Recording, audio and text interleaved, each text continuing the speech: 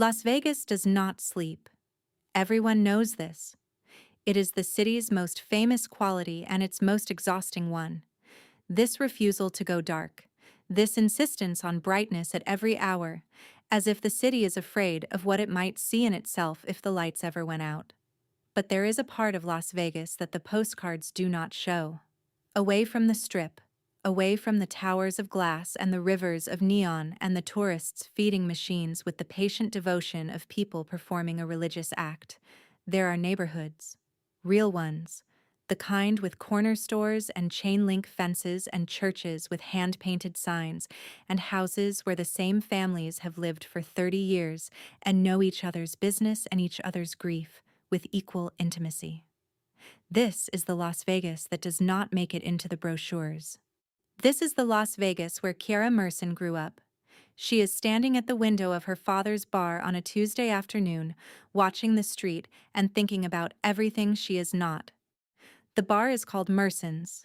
It has been called Merson's since before Kiara was born, and it smells the way places smell when they have absorbed 30 years of other people's lives. Beer and fried food and cigarette smoke baked into the walls and something underneath all of that. Something human and tired and permanently in the process of hoping for better. Kevin Merson, her father, is behind the counter doing what he does best, which is listening to other people's problems while quietly calculating how each one might eventually benefit him. Kiara is 24 years old, and she has been in this window her whole life. She is not a woman who lacks for beauty. She is tall and dark-skinned and striking in the way of someone who has never once dressed for anyone else's approval. And there is something in her face, in the particular quality of her attention when she looks at the world, that makes people feel seen in ways that can be uncomfortable. She reads, she thinks. She constructs elaborate futures in her head and then watches them dissolve against the reality of Tuesday afternoon in her father's bar on the east side of a city that was built to take everything you have and smile while it does it. She has decided to marry Samuel Matthews. This decision is the product of 6 months of careful, somewhat desperate reasoning. Samuel is the community center director, a man of 42 who runs adult literacy programs and after-school tutoring with the quiet conviction of someone who has decided that goodness is a practice and not a feeling. He is kind in the specific, unglamorous way of a person who shows up. He is not exciting. He is not the thing Kiara's imagination reaches for at night, when the city outside is all light and noise and promise. But he is real, and he is good, and Kiara has told herself, with the firmness of someone arguing with a part of themselves that will not be fully convinced, that real and good are the things that matter. Pastor Paul, a compact, watchful man who runs the church 2 blocks from Merson's with the air of someone who considers the entire neighborhood his personal jurisdiction, performs the ceremony on a Saturday in early spring. He watches Kiara say her vows with the expression of a man filing information away for later use. The marriage begins warmly. Samuel loves Kiara with the whole uncomplicated devotion of a man who cannot believe his luck, which is both the most touching thing about him and, eventually, the thing that quietly undoes her. He loves her the way you love a fire you have built carefully, with attention and maintenance, and the steady, anxious hope that it keeps burning. Kiara wants to be loved like a fire that started itself. She does not say this. She smiles. She makes their apartment on Clearwater Drive into a home. She volunteers at the community center on Thursdays. She reads in the evenings while Samuel grades papers and the television murmurs, and the life they are building together hums along at a frequency that is entirely decent and entirely insufficient for what lives in her chest. And then, Lee Jae-sung comes to Las Vegas. Here is the question that is going to sit with you for the rest of this story. The one that I need you to hold very carefully as everything that follows unfolds. What is the difference between a woman who wants too much and a world that offers too little? And when the consequences come, and they always come, who is actually to blame? Stay with this story. Stay close. And if you are already feeling it, if something in Ciara's window, in her Tuesday afternoon, has already reached something in you, please take just a moment right now to like this video, subscribe to Beth's Library if you have not already, and share this with someone who needs to hear a story that does not look away. Every single share builds something here. Every one of you is why this community exists. Now, back to Las Vegas. Back to the night Lee Jae-sung arrives and the air changes. He does not announce himself the way powerful men sometimes do, loudly, with an entourage, with the deliberate theater of importance. He arrives quietly, the way a shift in weather arrives. You notice it first in small things, in the way people around you adjust without quite knowing why, before you understand that something fundamental has changed. Lee Jae-sung is 38 years old, and he is, depending on who you ask, one of three things. To the Nevada Gaming Commission, he is the CEO of Zhongli Holdings, a Korean-American investment group with substantial interests in hotel development and private equity. To the Korean business community of Los Angeles, from which his money originates, he is a man of considerable influence who is careful, precise, and not someone you want to owe a debt to. To the people who actually know, the small number of men and women in several cities who understand the architecture of what Zhongli Holdings actually is, Lee Jae-sung is the operational head of one of the most sophisticated criminal networks to establish itself on the West Coast in the last 20 years. Narcotics, protection, laundering through a chain of legitimate businesses so well constructed that 3 separate federal investigations have found nothing they could use in court. He is in Las Vegas because the organization has interests here that require his direct presence. A series of meetings, a renegotiation of certain arrangements, a dispute that needs to be resolved in person because some things cannot be trusted to phones or intermediaries. He takes a suite at a hotel 3 blocks from Merson's bar, a deliberate choice. The neighborhood is part of his network. Kevin Merson, Kiara's father, has been a low-level facilitator for Zhongli operations in this part of the city for 4 years. Collecting, passing, but looking the other way with the smooth professional ease of a man who decided long ago that his own comfort was worth more than his conscience. Jae-sung comes into Merson's on his 3rd night in the city. Sierra is behind the bar. Kevin is in the back. The place is half full with the regular Tuesday crowd, and Kira is moving through the familiar choreography of her evening, filling glasses, collecting empties, exchanging the small words that pass for conversation in a bar where everyone knows each other well enough to not need to try very hard. When the door opens and Lee Jae-sung walks in and sits down at the far end of the bar and looks at her. He is not what she expected. Not that she was expecting anything. She did not know he was coming. But if she had constructed a version of this man from what she knows of her father's business, the vague, carefully unspecified business that Kevin Merson does not discuss and that Kiara has long ago decided not to ask about, she would have constructed someone harder, someone with the rough edges of the thing he actually is showing through. Lee Jae-sung has no rough edges visible. He is lean and composed and dressed in the muted, expensive way of a man who has nothing to prove to anyone in this room. His face carries something, a quality she cannot name immediately, the quality of a person who has seen enough of the world that very little of it surprises him anymore, and who has paid for that education in a currency she cannot yet identify. "What do you have that's worth drinking?" he says. "Depends on what you're trying to do with it," she says. He looks at her for a moment. "I'm trying to stop thinking," he says. Briefly. She pours him 2 fingers of good bourbon without asking further. He drinks it slowly. He does not look at his phone. He does not look around the bar with the assessing eyes of a man cataloging his environment, though she will understand later that he is doing exactly that, and he is simply doing it in a way she cannot detect. He looks, mostly, at her, with the patient, unhurried attention of a man who has decided that this particular thing in front of him is worth the time. Kevin Merson emerges from the back, sees Jae Sung, and the temperature of the room changes in a way only Kiara notices because she has been reading her father's temperature her entire life. Kevin smiles too broadly. He moves too quickly. He shakes Jae Sung's hand with both of his and says something in a low voice that Kiara cannot hear, and Jae Sung nods once without smiling, and Kevin laughs the laugh of a man performing comfort he does not feel. Kiara watches this and files it. She does not ask. He comes back. This is the thing. Most men who sit at Kiara's bar are passing through their own evenings, and she is part of the scenery. Lee Jae-sung comes back on Thursday and Saturday. Not every night. He is not a man who makes himself obvious, but with a regularity that has the quality of intention. They talk.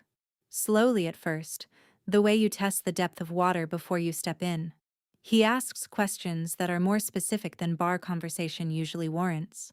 About her, about what she thinks, about what she reads, about what she wants from the city she has lived in her whole life.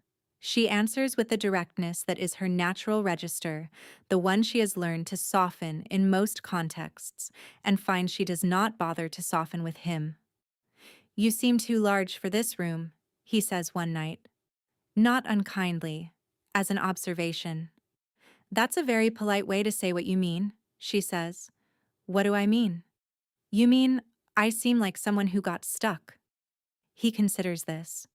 "I mean, you seem like someone who is still deciding whether she is stuck or whether she is waiting." "What's the difference?" "Stuck means you've accepted it," he says. "Waiting means you still believe something is coming." She looks at him across the bar. The noise of the room around them has gone slightly distant. "And you?" she says. "Which one are you?" Something moves across his face. Brief. Almost invisible. "I stopped waiting a long time ago," he says.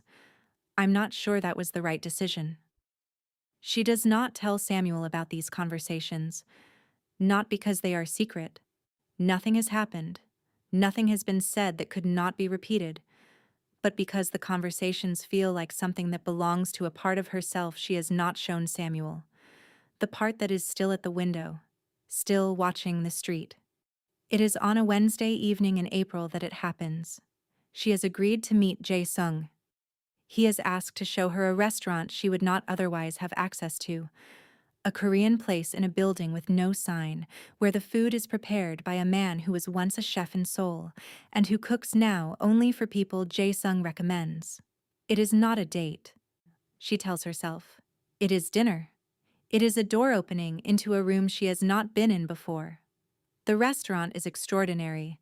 The food arrives in small, precise portions that taste like concentrated versions of themselves. Flavors she has never encountered. Textures that require her to slow down and pay a different kind of attention. She eats with her whole self, the way she does everything, and Jae Sung watches her with something in his face that is not calculation and is not performance, and is, she realizes with a slow and frightening certainty, something close to wonder. They do not go back to the bar that night. What begins between them is not reckless in the way reckless things usually present themselves. It does not announce itself. It does not arrive with the drama Kiara always imagined passion would carry. And it arrives instead as a kind of recognition. The feeling of finding a room in a house you thought you knew completely. A room that turns out to have been there all along, that you somehow missed. That changes the whole shape of the floor plan. She knows it is wrong. She knows it with the part of her that loves Samuel. And she does love Samuel. In the way you love the place you are from, with a tenderness that is partly gratitude and partly grief. But she goes anyway. She goes because the part of her that has been at the window her whole life has finally been given something to look at, and she cannot make herself look away.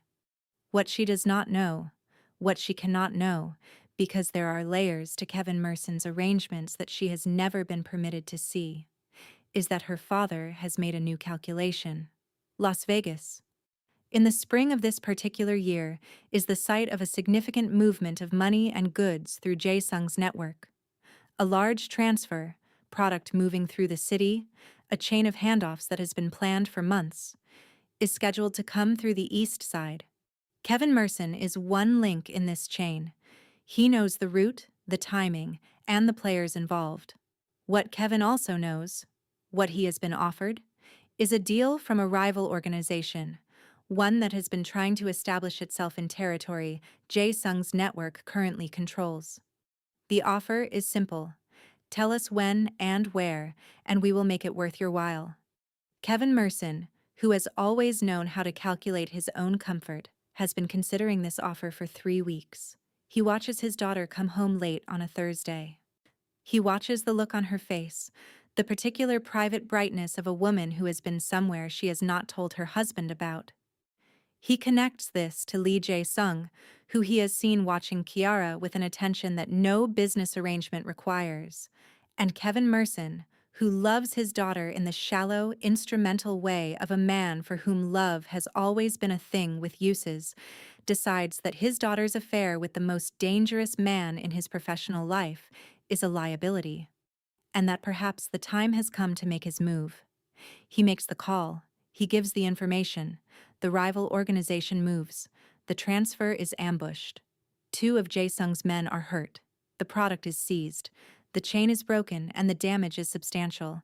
Not catastrophic, but the kind of wound that requires a reckoning. Jae-sung is not a man who responds to injury with visible emotion. He responds with the cold, methodical precision of someone who has been in this business long enough to understand that emotion is a luxury that gets people killed. He begins, quietly and systematically, to trace the leak. In the community, the tightly networked East Side neighborhood where everyone's business is eventually everyone else's, something else is happening. The people who know of Jae-sung's presence in the neighborhood, who know of the ambushed transfer, who know that Kevin Merson was connected to the operation, begin to look for the informer.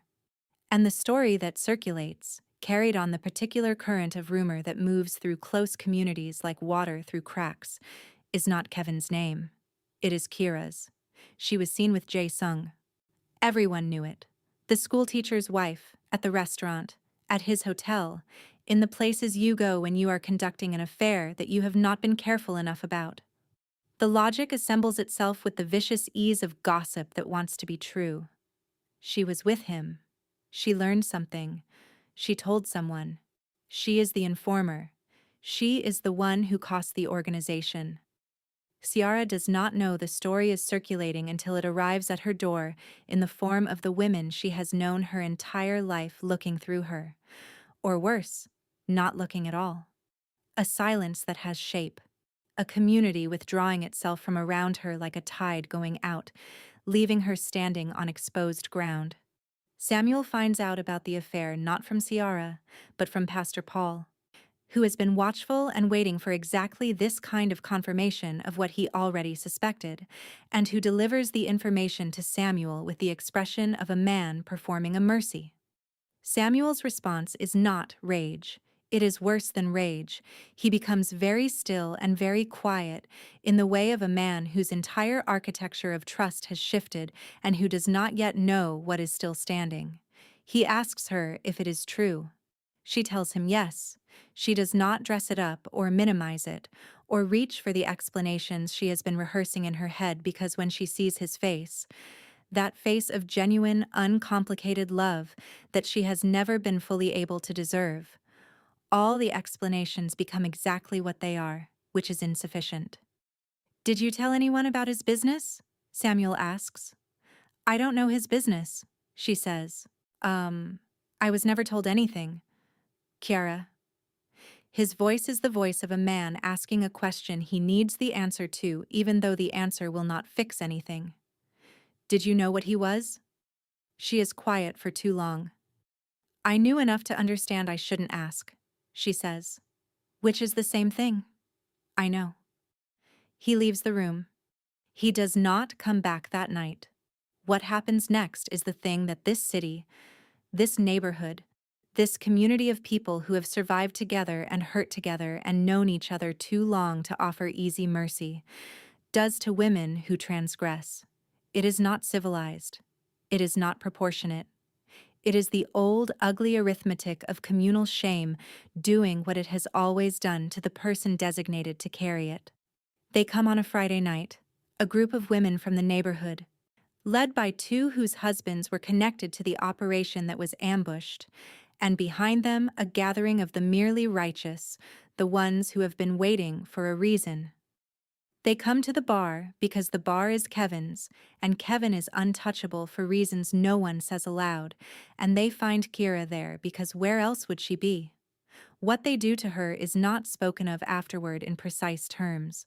What can be said is that they make sure she knows what they think she is, that the words they use are the words communities reserve for women who have broken the rules that protect everyone, according to the logic of people who have never examined that logic.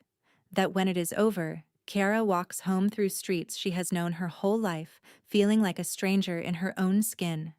Jae-sung finds out within the hour. His people are everywhere in this neighborhood. This is the nature of the network. And what has been done to a woman he is responsible for, in whatever complicated way he is responsible for her, is reported to him with the flat efficiency of people who report things and wait to see what he decides. He sits alone in his hotel suite for a long time. He is not, in this moment, the head of a criminal organization. He is not the man who traces leaks with cold precision and responds to injury without visible emotion. He is a man who has spent 20 years building walls around himself and who is sitting in a hotel room in Las Vegas, understanding that the walls have not protected what he thought they were protecting. They have only prevented him from noticing what was missing. He has also, by now, found the actual source of the leak. His people are thorough, and Kevin Merson's arrangement with the rival organization has left the kind of trace that thorough people find. He knows it was Kevin. He knows Kira knew nothing. He knows the community that destroyed her last Friday night destroyed an innocent woman on the word of a story that was never true. He could correct this. He has the information. He could make the truth known in the way that truths become known in this world. Decisively, without appeal. Kevin Merson could be exposed. The record could be corrected. But correction, in a world like this, comes with its own costs. And Jae-sung is sitting in his hotel suite understanding, with the terrible clarity that arrives when it is too late to change the choices that led here, that he brought this woman into a radius that was always going to be dangerous for her, and that no amount of correction undoes that. He calls her. She answers on the fourth ring. Her voice is steady in the way of someone who has cried until steady is all that is left. "I know what they did," he says. "I know you know," she says. A silence. "I know it wasn't you," he says. "I need you to know that I know." "It doesn't matter now," she says. And she means it, which is the worst part. "I'm going to correct it," he says. Jae-sung. Her voice is quiet. "Correcting it doesn't give me back the people who looked through me on Monday. It doesn't give me back the version of myself that existed before Friday night. Correction is for the record. I have to live in the neighborhood." He has no answer for this. He is a man who can solve most problems with sufficient resources and sufficient will, and he has no answer for this. "Are you safe?" he asks. "Right now. Are you safe?" "I'm in my apartment," she says. "Samuel is here." "Good," he says. He pauses. "I'm sorry, Kiara." She is quiet for a moment. "I know," she says. "I'm sorry too." The call ends. He sits with his phone in his hand for a long time. What Kevin Merson discovers over the following 2 weeks is that being the actual informer in Lee Jae-sung's world is a circumstance that does not resolve itself in comfortable ways. The manner of the reckoning that finds Kevin is not dramatic. There is no confrontation scene, no declaration. It is simply that one morning Kevin Merson understands, with the quiet and absolute certainty of a man who has been in this business long enough to read the signs, that his position has become untenable in ways that will not improve. He leaves Las Vegas with a bag and a car and the knowledge that the life he built here is finished. He does not say goodbye to Ciara. This is not a surprise. With Kevin gone, the story corrects itself in the way stories do in close communities when the actual truth becomes available. Partially, imperfectly, with the grudging quality of a community acknowledging it was wrong without quite finding the language to say so cleanly. People begin to look at Chiara again. Doors that were closed reopen by degrees. Pastor Paul delivers a sermon about the danger of judgment that everyone in the pews understands is directional, though he does not name names, because he never names names, because that would require more courage than he has. None of it gives her back what it took. That is the truth that this story insists on telling, even when it is uncomfortable. Samuel, through all of this, does the thing he has always done. He shows up. Not loudly, not with declarations, but with the steady, patient presence of a man who has absorbed a grief and decided that the grief does not change what he knows to be true. He does not pretend it did not happen. He does not offer false forgiveness, the kind that says, "I forgive you," but means, "I will use this forever." He simply continues to exist in her vicinity, with his fundamental decency intact, which is both the most generous thing anyone has ever done for Ciara and the hardest thing she has ever had to receive. "Why?" she asks him one evening. They are sitting in their kitchen and the city is outside doing what the city always does, blazing, indifferent, relentless. After everything. "Why are you still here?" He thinks about this for a long time. Samuel Matthews does not answer questions he has not considered properly. "Because the person you were looking for when you did what you did," he says slowly, "is not someone I blame you for looking for. I wish you had looked for her differently. I wish it hadn't been him. But the wanting." He pauses. "The wanting I understand. I just wish you'd believed I could see it." She looks at him. This man who is not exciting, who is not danger, who is not the thing her imagination reaches for at night. This man who has just said, with the quiet precision of genuine intelligence, the truest thing anyone has said to her in her adult life. She does not say anything for a long time. "I'm sorry," she says. And she means it in the full, unqualified way that sorry is supposed to mean, and almost never does. Lee Jae-sung leaves Las Vegas on a Tuesday morning, the way he arrived, quietly, with no announcement, in the back of a car moving through streets that have already absorbed him and released him without ceremony. He does not see Kira before he goes. This is a choice. He has made enough choices in his life that cost other people things they could not afford to lose. This one, the choice to leave cleanly, to not make her choose again. To not bring the weight of himself back into a life that is trying to reassemble itself. This one he makes for her, rather than for himself. He is in the car, heading toward the airport when he passes Merson's bar. The sign is dark. Kevin is gone. The bar will be sold within the month to a couple from Henderson who will repaint it and rename it and make it, eventually, into something that has no memory of what it was before. Las Vegas does not sleep, and it does not remember. This is depending on the day and the person, either its greatest cruelty or its greatest mercy. Kiara and Samuel leave the east side in June. Not far. They find an apartment in a different neighborhood, on the other side of the city, a place that does not know their names. Samuel takes a position running programs at a community center in the new neighborhood. Kiara begins working at a small vintage boutique on a street she does not yet know by heart but is learning. She reads in the evenings. Samuel grades papers. The city outside blazes on. It is not the life she imagined from the window of Merson's bar. Yet it is not passion in the cliffs and fire that started itself. It is quieter than that. It is the life on the other side of the fantasy.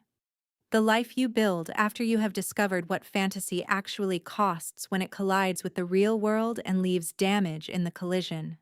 But there is something in it that the fantasy never had. Something that has come from surviving the worst version of events with your honesty intact. Something between two people who have seen each other clearly, fully, at the worst angles, in the most unflattering light, and chosen to remain. She does not know what Lee Jae-sung is doing in whatever city he has gone to. She does not let herself speculate. She carries the memory of those weeks the way you carry a scar, not with shame, exactly, but with the permanent knowledge that the body is capable of damage and that the damage changes the shape of things even after it heals. What she knows, what she has learned at a price she would not have chosen to pay, is the difference between the window and the room. You can stand at the window your whole life watching the city, building futures out of light and distance, falling in love with things that look beautiful from far away. Or you can step back from the glass, turn around, and live inside the room you are actually in. The room is smaller than the window made it look. Everything is, when you get close enough. But it is real, and it is hers. Las Vegas keeps its lights on through the night, all night, the way it always has and always will, blazing against the dark of the desert, refusing to acknowledge the silence just beyond its edges. Somewhere in that silence, in the space between the last light and the first dark, is everything the city has swallowed and not given back. Sierra Matthews, not Merson anymore, not the girl at the window anymore, locks the door of her new apartment and listens to Samuel in the kitchen and feels, for the first time in longer than she can name, something that is not hunger. It is enough. It is more than enough. She is beginning to understand everything. And if this story landed somewhere in you, if Kiara's window, her wanting, her reckoning, her choosing to come back found something real in you, then you already know why Beth's library exists. This is the space for the stories that don't look away. For the love that isn't simple, and the women who aren't perfect, and the endings that are true instead of tidy. Please like this video, subscribe to Beth's Library right now if this is your first time here, and share this with someone who is ready for a story that respects their intelligence and their heart. You are this community, every single one of you, and we will see you in the next story. Stay close.